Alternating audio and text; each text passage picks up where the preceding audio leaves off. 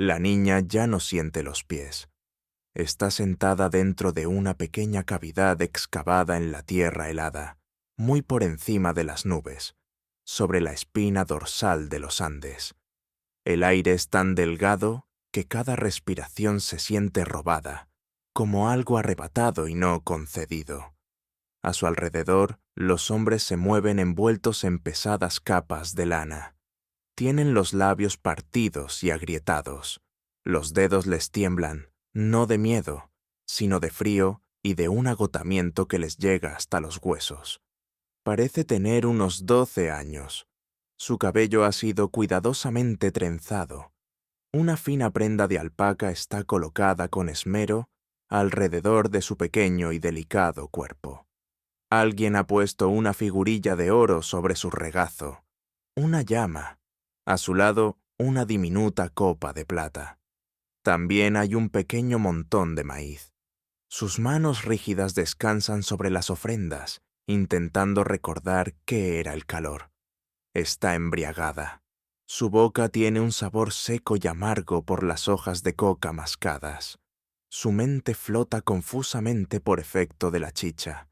La nieve que la rodea parece lejana, irreal, como un sueño del que no puede despertar. Los sacerdotes hablan, pero sus voces se deslizan a su alrededor sin tocarla. Bendiciones, oraciones rituales. Lo único que realmente oye es el viento. Allí no sopla, corta. Uno de los sacerdotes se arrodilla frente a ella. Ajusta la manta sobre sus hombros. Su expresión es inmóvil, controlada, profesional, ni cruel ni compasiva. Solo cumple el papel para el que fue formado. Repite lo que le dijeron en Cuzco. No estás muriendo.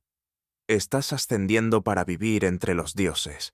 Te convertirás en su esposa y el imperio permanecerá a salvo bajo tu protección. Intenta pronunciar algo, pero su lengua pesa demasiado. La mandíbula se niega a moverse. Su aliento empaña el aire y desaparece al instante. Él le limpia una fina capa de escarcha de las pestañas. Por un segundo fugaz, vuelve a aparecer solo una niña. Y durante un latido, él duda. Luego se levanta. Detrás de ella, otras fosas aguardan, ya ocupadas. Otros cuerpecitos yacen allí, acurrucados como fetos, envueltos en tejidos suaves y rodeados de ofrendas. Si la historia real, donde la inocencia se apaga en silencio, te fascina, quédate conmigo y dime desde dónde ves esto. Una fila de niños convertidos en objetos sagrados. Una fila de vidas luminosas convertidas en política imperial. El sacerdote da la señal. Comienza a caer la nieve sobre ella. Añaden piedras, paquetes de ofrendas. El cielo se reduce a un túnel estrecho. El viento se suaviza.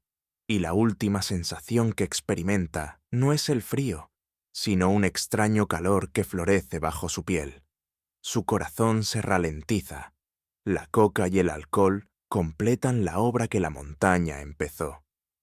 En este volcán, más alto de lo que ningún europeo escalaría en siglos, una niña se adormece, creyendo que ha protegido a su pueblo. Muy abajo, su gente festeja y agradece a los dioses con celebraciones. Por todo el imperio, otras niñas escucharán su historia y rezarán para no ser nunca tan perfectas como para ser elegidas. Porque esto no fue donde empezó su dolor, sino donde concluyó. Y para muchas, ni siquiera fue el peor destino que el Estado inca preparó. Para entender por qué un pequeño cuerpo sigue intacto como una estatua en la cima de una montaña durante 5 siglos, debemos retroceder, bajar la pendiente, descender por el sendero, regresar a las aldeas, donde ella era simplemente la hija de alguien.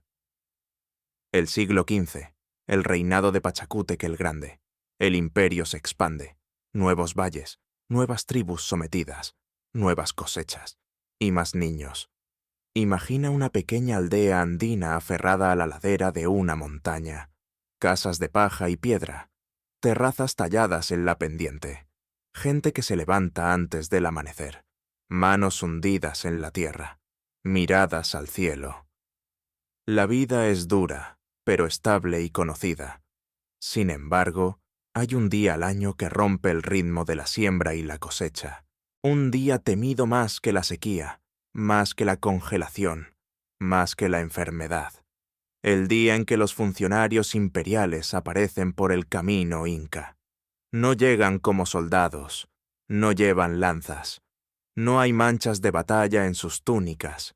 Visten ropas magníficamente teñidas, en colores vivos. Portan cuerdas de conteo. Se mueven con la seguridad de quienes están acostumbrados a la obediencia. Han venido a contar. No maíz, no llamas, no lana. Cuentan niñas. Cuando entran en la plaza del pueblo, el aire mismo parece tensarse. Las conversaciones se quiebran y se apagan. Las madres esconden a sus hijas tras sus faldas. Los padres bajan la mirada. No hay tambores, no hay música, solo un silencio denso que espera. Las órdenes se dan con rapidez. Formad una fila. Niñas de entre 8 y 10 años, demasiado pequeñas para entenderlo todo, lo bastante mayores para sentir lo que se aproxima. Se colocan en una línea, los pies descalzos sobre la tierra endurecida, las pequeñas manos temblando.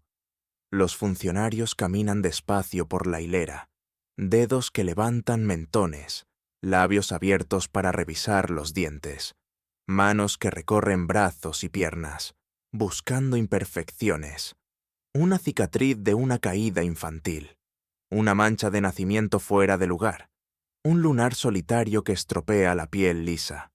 Cualquier defecto es motivo de rechazo. No está. Continúa. No están evaluando el carácter. Están inspeccionando cuerpos. El imperio busca materia pura. Desea símbolos de carne sagrada. Exige perfección. Para una familia, el momento en que la mano del funcionario se detiene sobre su hija es una hoja con 2 filos. De un lado, el estatus, menos tributos, más animales, un ascenso de prestigio. El Estado recompensa generosamente la lealtad. Un padre puede convencerse de que ha asegurado el futuro de los suyos, pero el otro filo es el vacío, una estera donde nadie dormirá de nuevo, una voz ausente junto al fuego nocturno, unas sandalias pequeñas que jamás regresarán. El funcionario pronuncia la palabra que termina una vida y comienza otra. Aquela, marcada, elegida. Desde ese instante ya no pertenece a la aldea. Su antiguo nombre desaparecerá de los registros. Uno nuevo será escrito, atado al imperio y a sus dioses. Su pasado se corta como una trenza seccionada. No hay pausa para negociar. No hay espacio para prepararse.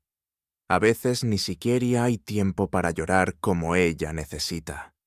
La niña es arrancada de los brazos de su madre, colocada de nuevo en formación y girada hacia el largo camino que la espera. Su infancia termina justo allí, en medio de la polvorienta plaza del pueblo.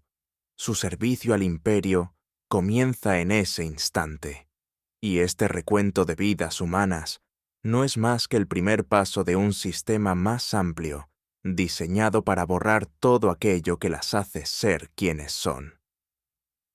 El camino hacia el corazón imperial se extiende lejos. Las niñas caminan junto a los funcionarios y sus escoltas por calzadas de piedra pulida. Duermen en posadas y estaciones de paso al borde del camino. Cruzan valles y montañas que jamás imaginaron que existieran. Se convierte en su primera, y también su última, mirada al mundo exterior, como seres relativamente libres. Cuando por fin llegan a Cuzco o a alguna capital regional, no entran en una gran plaza de templo. En su lugar, son conducidas a un edificio que se alza sobre la ciudad como una pared tallada en la roca. El Aclahuasi. Desde fuera parece una fortaleza más que una casa. Muros de piedra perfectamente ensambladas se elevan sin grietas ni argamasa. No hay terrazas, ninguna ventana abierta a las calles, solo superficies de piedra ciega y vertical. No se puede mirar dentro, y desde dentro nadie puede mirar hacia afuera. Las puertas se cierran detrás de ellas con un golpe pesado, irreversible. Una barra de madera cae en su sitio. No hace falta explicar ese sonido a una niña. Siente su significado en las entrañas. Cualquier resto de libertad ha terminado. Dentro, el Aklahuasi parece otro universo por completo. Patios, talleres, almacenes, dormitorios. También hay jardines. Aunque la luz del sol toca los muros, el lugar sigue sintiéndose sellado y controlado. Las niñas están rodeadas únicamente de otras niñas, docenas, cientos incluso. No hay padres, no hay hermanos, ni un solo muchacho de una casa vecina. Los únicos hombres permitidos dentro de esos muros son el Sapa Inca, venerado como un dios, y, de vez en cuando, un médico.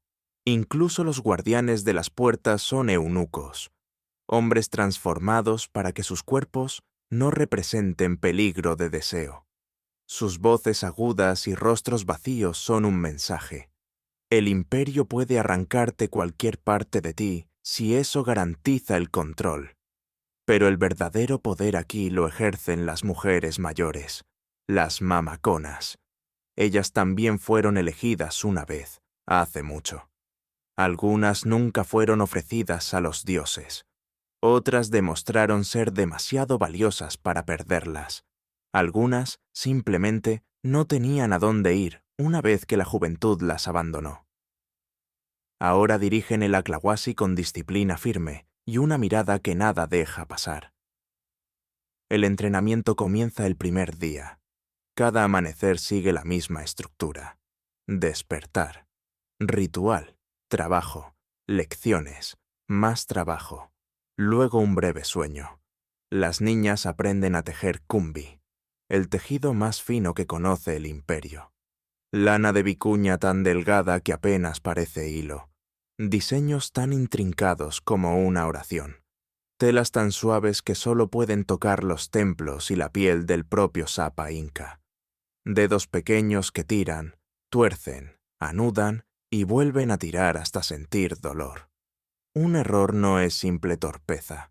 Un defecto en un tejido sagrado es una ofensa a los dioses mismos. También aprenden a elaborar chicha. Mastican maíz hasta que las mandíbulas les laten, lo escupen y dejan fermentar. Lo que se convertirá en cerveza será servido en festivales, bebido por sacerdotes que jamás sabrán los nombres de las niñas que la prepararon. A todo esto lo llaman servicio, pero la verdadera transformación ocurre en sus mentes. Las mamaconas no necesitan gritar. Repiten, ritual tras ritual, día tras día, las mismas lecciones, presionándolas sobre ellas como dedos que moldean arcilla. No eres hija de tus padres, no te perteneces. Tu piel pertenece al imperio. Tu cabello pertenece al imperio. Tu vientre pertenece al imperio. No eres una persona, eres una ofrenda. Cualquier recuerdo del hogar se considera peligroso. Extrañar a la madre es traición.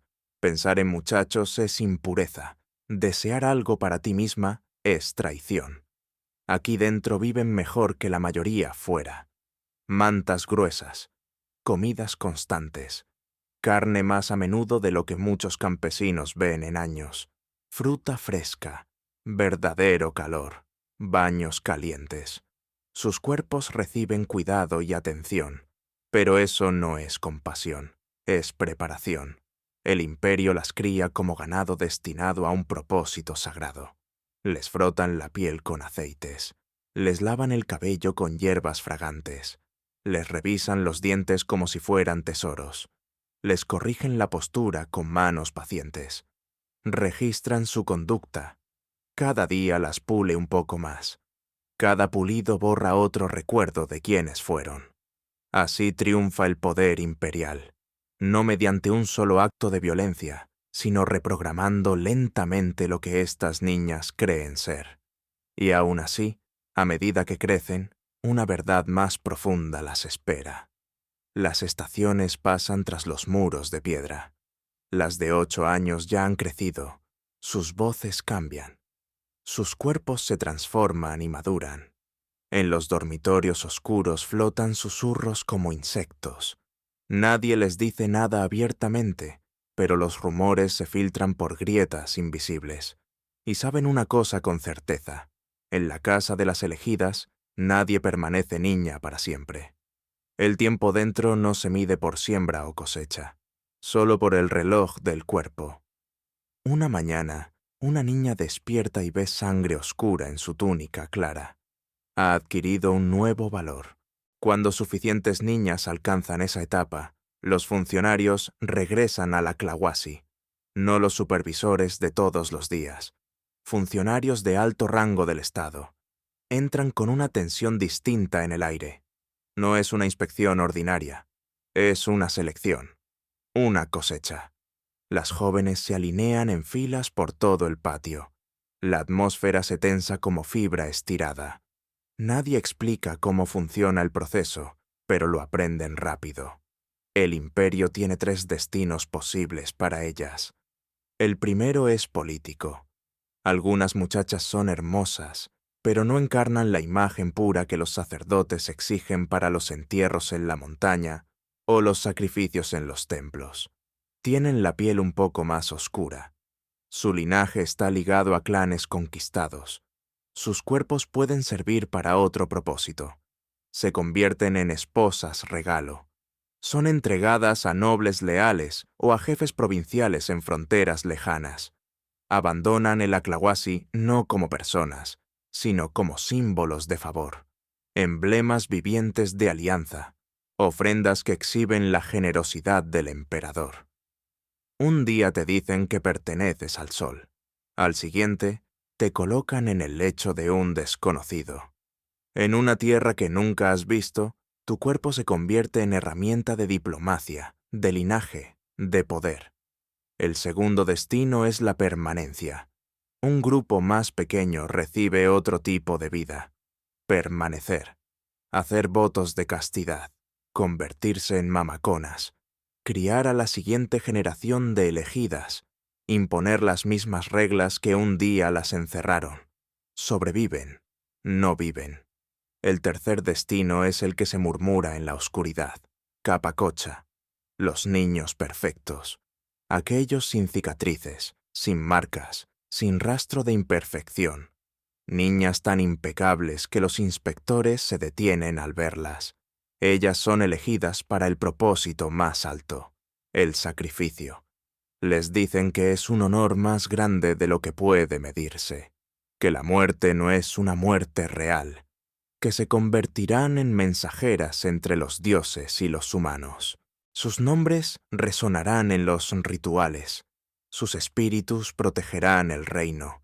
Los adultos hablan de tronos y de gloria, sus pequeñas manos tiemblan. Y aún así, esto, por aterrador que sea, no es la sentencia más dura que el imperio guarda en secreto. Porque existe una categoría más, nunca mencionada en el patio, un destino reservado para quienes se desvían de los roles asignados. Para ellas, el imperio guarda algo más lento, más silencioso que una tumba helada. Antes de ese momento, hay espectáculo. Cuando un grupo de niñas capacocha es elegido, no se las lleva en secreto. El imperio organiza una celebración. Cuzco se llena hasta desbordar de gente. Cintas brillantes ondean al viento. Tambores sacuden las calles. Los sacerdotes entonan cantos rítmicos. Llevan animales hacia la muerte como ofrendas. Aparece el Sapa Inca, el hijo viviente del sol, y las niñas elegidas se presentan ante él. Visten las telas más finas que un día tejieron con sus propias manos. Los adornos de oro y plata resplandecen. Plumas de selvas lejanas cuelgan de sus trenzas. La multitud observa, algunos asombrados, otros tristes, otros aliviados porque sus hijas están en otro lugar. Todos saben lo que esto significa. Las niñas son mostradas como santas, alabadas por su sacrificio. Les repiten una y otra vez que están salvando al imperio del hambre, de la sequía, del desastre. Su terror se disfraza de elogios rituales. Es la última vez que sus pies tocan tierra llana, rodeadas de rostros vivos. Cuando la celebración termina, comienza el verdadero viaje.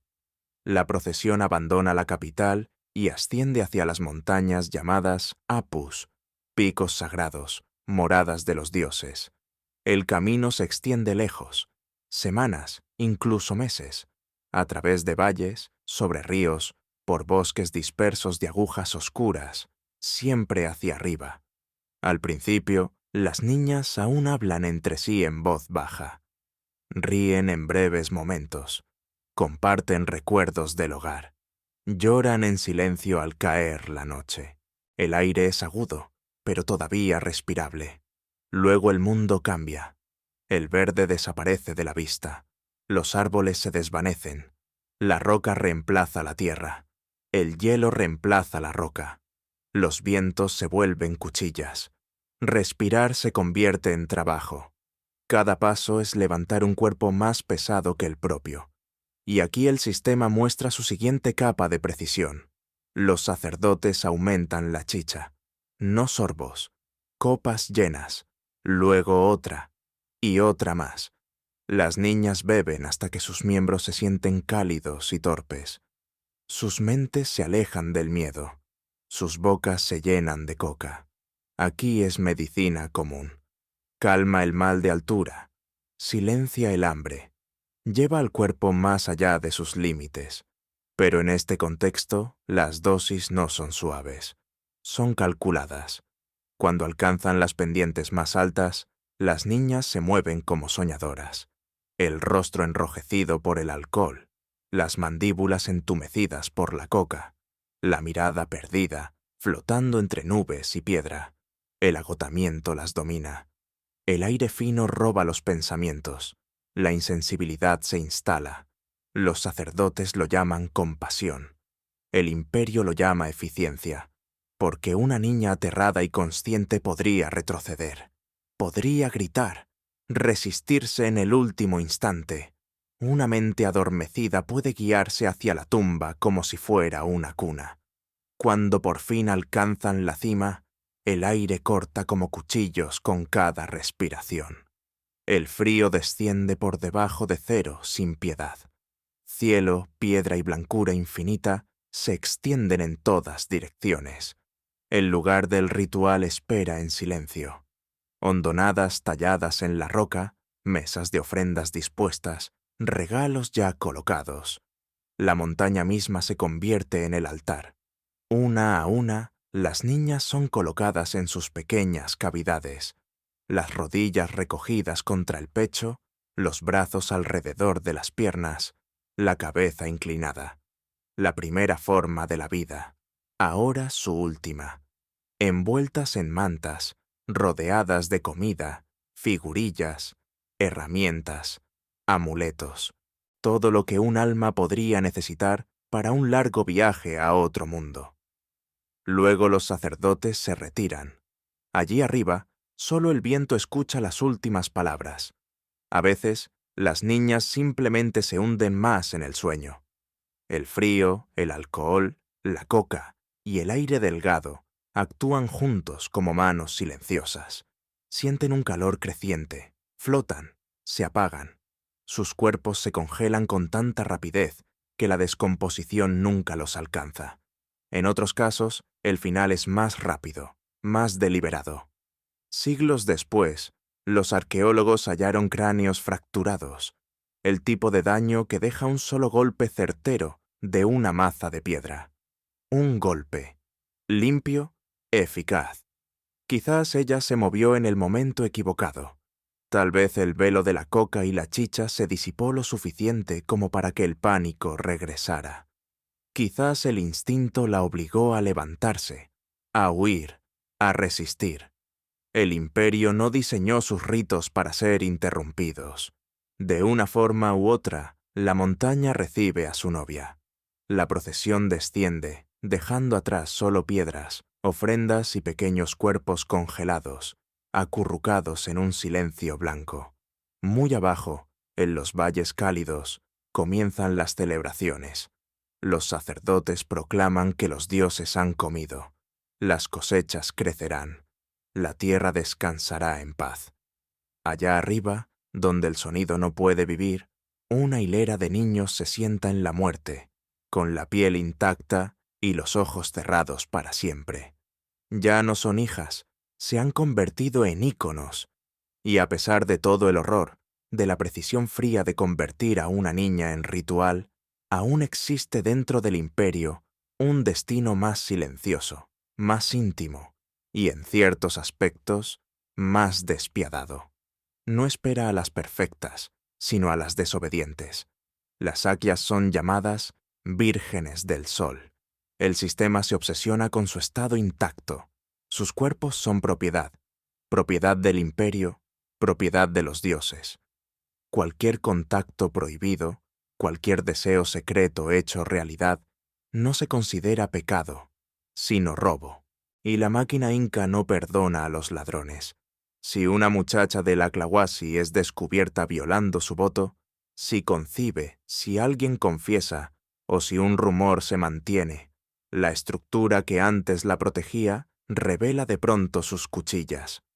Se abre una investigación, silenciosa, metódica. Los testigos son interrogados uno a uno. Las mamaconas observan cada gesto. La inocencia no se espera. El Estado valora la obediencia por encima de la verdad. Solo importa esto. Un cuerpo sagrado fue usado sin permiso. En la mayoría de las sociedades, un crimen así acabaría con sangre pública. Una horca, una ejecución, una paliza en la plaza. Pero aquí, la ley exige otro desenlace. Su sangre es divina. No debe derramarse. Así que la borran de otro modo. La sacan de la luz del sol y de los telares. La alejan de los patios y del sonido de otras respiraciones. No hacia una montaña resplandeciente, vestida como realeza divina, sino hacia un lugar bajo y olvidado. Una cámara oculta bajo tierra, una cueva estrecha, un sitio donde jamás se reunirá una multitud, sin procesión, sin música, sin palabras rituales, solo sacerdotes, piedras y silencio. La colocan dentro, sin ropas finas, sin cuchilla levantada, sin lanza, solo piedra, paredes que la estrechan, un techo tan bajo que puede tocarlo, la entrada aún abierta. Por un instante, podría creer que es una celda. Luego ve el cuenco de agua, el puñado de maíz. No son gestos de compasión, son tiempo. Tiempo para sentir el cierre del momento. Tiempo para comprender plenamente lo que viene. Tiempo para escuchar su aliento rebotando en la roca fría. Tiempo para ver cómo la esperanza se adelgaza como el aire de montaña. La entrada se llena de piedras. El barro sella cada hueco. La luz se reduce a una rendija. Luego desaparece. No volverán los pasos. Sus gritos chocan contra la roca y mueren. Sus uñas se astillan al raspar la piedra. El aire se espesa. La oscuridad crece hasta borrar sus propias manos. Muere lentamente, sola, bajo tierra, en una cavidad que nadie marcará. Por un crimen que no dañó carne alguna, solo el orden. Su sangre sagrada no se derrama, se seca invisible dentro de sus venas. Es borrada. El hombre que la tocó, o fue acusado de hacerlo, recibe otro tipo de borrado. Él sí es ejecutado, como se espera. Pero el castigo inca no termina con una sola vida. Su esposa, sus hijos, sus padres, a veces incluso sus animales, son llevados también. Todos eliminados. Su casa convertida en escombros. Sus campos destruidos. Los funcionarios esparcen sal sobre la tierra que él alguna vez cultivó. Sea que la sal mate el suelo o solo lo marque, el mensaje permanece. Nada volverá a crecer allí. Ni alimento, ni linaje, ni memoria. Así enseña el Estado que el cuerpo de una mujer no es de una mujer. Es un recurso. Tocarlo sin la bendición del poder no es adulterio, es traición. El miedo, no la devoción, mantiene intactas a las vírgenes del sol. Y mientras estas niñas son sacrificadas, sepultadas o borradas en silencio bajo la tierra, el imperio que las forjó ya comienza a deslizarse hacia su propia ruina. Porque al otro lado del océano, las velas españolas ya capturaban el viento. Durante generaciones, lo que sabíamos de estas niñas provenía de quienes nunca las amaron. Sacerdotes que defendían los rituales, conquistadores que los condenaban, cronistas que las convirtieron en mito. Luego las montañas empezaron a devolver a sus muertos. Alpinistas y científicos encontraron cuerpos entre el hielo, niños colocados como si solo durmieran, piel intacta, trenzas sin deshacer, ropas brillantes a pesar de los siglos de frío. En laboratorios, a océanos de distancia, bajo luces blancas, los investigadores las estudiaron. Microscopios, imágenes, pruebas químicas, no para pesar sus espíritus, sino para leer su carne. Unos pocos mechones de cabello cortados. El cabello humano crece aproximadamente 1 centímetro por mes. Cada hebra es una historia. Un registro de alimento, bebida, supervivencia. Un registro del estrés. Un registro de la transformación. Para la doncella de Yuyayaco, para Juanita del Ampato, el patrón se repite.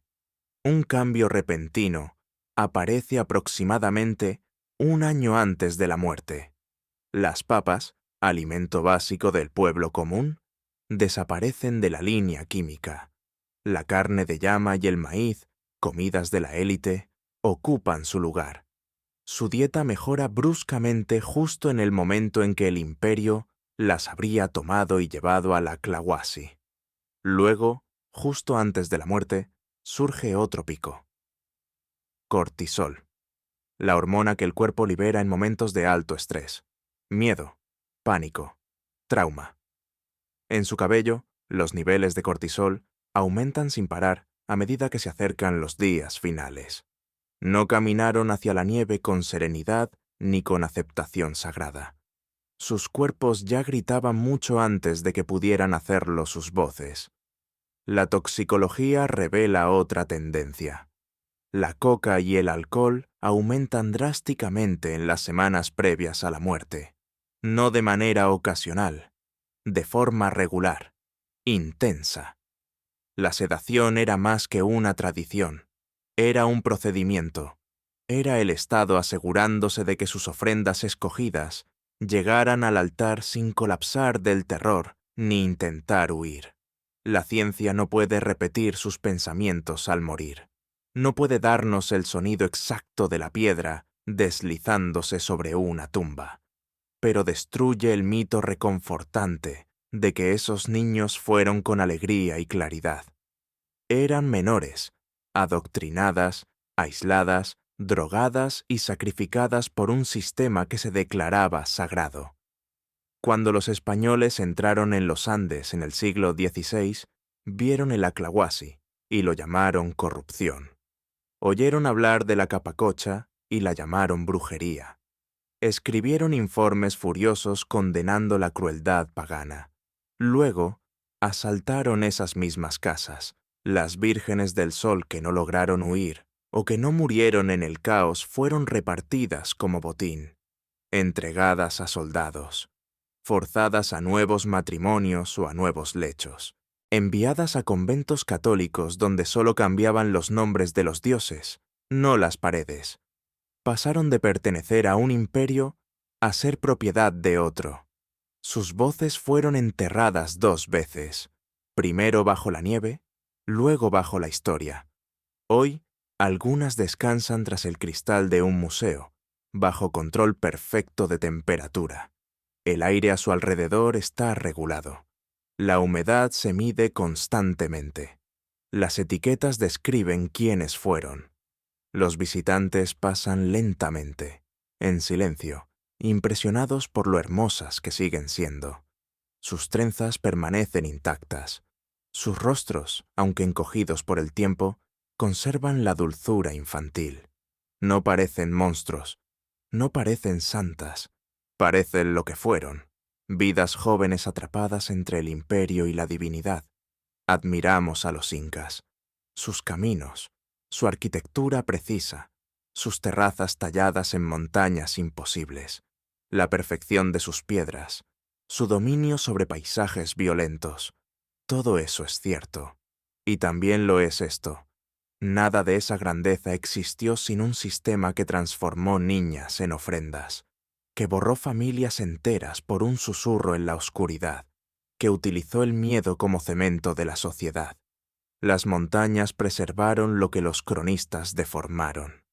El cabello recordó lo que las oraciones quisieron enterrar. Y ahora, tú también lo recuerdas. Solo queda una pregunta.